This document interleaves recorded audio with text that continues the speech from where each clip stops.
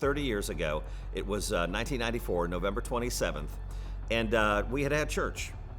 And, the church was growing, and we had just moved from the Murray Road location, this place that we were renting. We finally built what is now the Fellowship Hall wing, the Wood Hall wing, with all those classrooms and everything, the kitchen and all that stuff.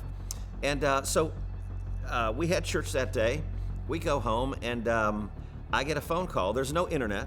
There are no cell phones. Our landline rings, and we get this call that the church has been hit by a tornado. I jumped up and I grabbed some rope and an axe and some duct tape. And I don't know why I thought those things would be helpful. They weren't at all. But I jumped in the car and drove over here and made it into the area right before they closed it all off. And I mean, they closed it off tightly. Our church was very damaged. It was ended up being condemned. We had just built this building. And so I zip in here and I beat the police, and they had everything just all marked off. I walked through the building, and I confess, I walked through the parts of this building that I never walked through before. I had never had any reason to walk through some of these parts of the building. And I was just a lay person, a lay teacher, a volunteer. You've got the main church office entrances, and on the other side was an exterior wall. Well, there was furniture thrown up against that wall. In fact, two chairs that we use up there for communion, those have been recovered 2 or 3 times over the years. Well, the other 2 of those chairs were destroyed. They were destroyed against the wall by the tornado.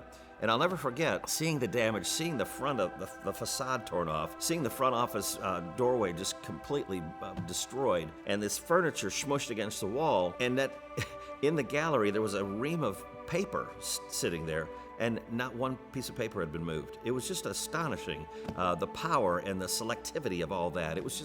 It was baffling. And so we come in here, and there's only about, I think, maybe 40 of us that made it through the barricade thing before they closed it all off. And we looked all around, and it was very hard to understand. And Dr. Young was here, and we all stood on the steps outside of the front offices. And I remember Dr. Young was up on the concrete, and he prayed. And he said, in his prayer, he said, "Father, just 4 hours ago, we sang, 'This is my Father's world,' and it still is." And he closed in prayer, and we stood out there on those in the wake of all that damage, and sang, "This is my Father's world." It was one of the sweetest memories that I have of this church. And I'll tell you, as for me, I was a lay teacher, as I said. I was sales manager at Terminex. I'd been there for 3 years. I was never around any bugs. I was in the corporate office wearing a suit. But, I've got a new wife and 2 cars and a house and a job. And I was a volunteer at my church, and I never dreamed that I would be in ministry. And then that tornado hit. And I remember there was a Tuesday night Bible study that Dr. Young was still teaching at Mickey and Michelle Hill's house. I took the day off so that I could come to the Bible study that night, because I figured this is a critical time. And I remember walking up the driveway, the long driveway with Dr. Young. We just happened to meet. And he said, "Jimmy, what are you doing here?" And I said, I just thought this would be a pivotal point, and it would be important for me to be here, especially right now. And I said, I got a plan. And he goes, "Well, I got a plan too." And I really think that was the kernel of a call in my life to ministry. And I think that's the first time he looked at me and didn't think, "Oh, this is crazy, wild." I think he was like, maybe God is doing something.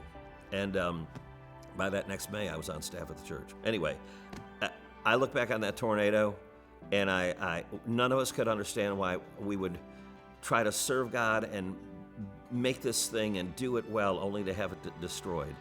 But we rebuilt. We met at First Evangelical Church for several months, 3 or 4 months, I think, maybe longer. On Saturday nights, that was when we did church.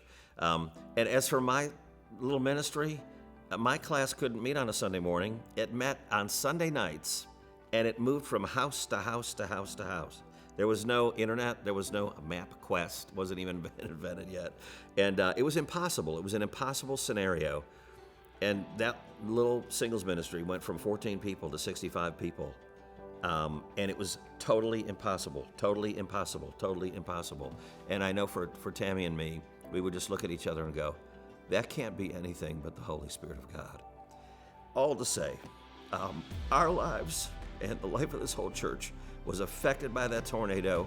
We didn't understand it at the time. It was quite honestly heart-crushing. And yet, when we look back on it, we just go, 30 years of God's faithfulness, and He continues to pour out blessings. So those are my recollections of the tornado. I know a lot of people don't even know that we were ever hit by a tornado, but it's a part of our church's life and pedigree, and we thought you might like to know. I'm going to sing a song with two of my old friends just in a second here. So I've asked two of my oldest friends, very old friends. We truly have known each other for over 30 years. And we were all here at the time of the tornado. And this is the song that I was referring to that we sang out on the steps with Dr. Young. So here we go. We're going to sing This Is My Father's World. This is my Father's world, and to my listening ears, all nature sings and round me rings the music of the spheres. This is my Father's world. I rest me in the thought of rocks and trees, of skies and seas. His hand the wonders wrought. This is my Father's world. The birds their carols raise, the morning light, the lily white, declare their Maker's praise. This is my Father's world. He shines in all that's fair. In the rustling grass I hear Him pass. He speaks to me everywhere. This is my Father's word. Oh, let me never forget that though the wrong seems oft so strong, God is the ruler yet. This is my Father's world. The battle is not done. Jesus who died shall be satisfied.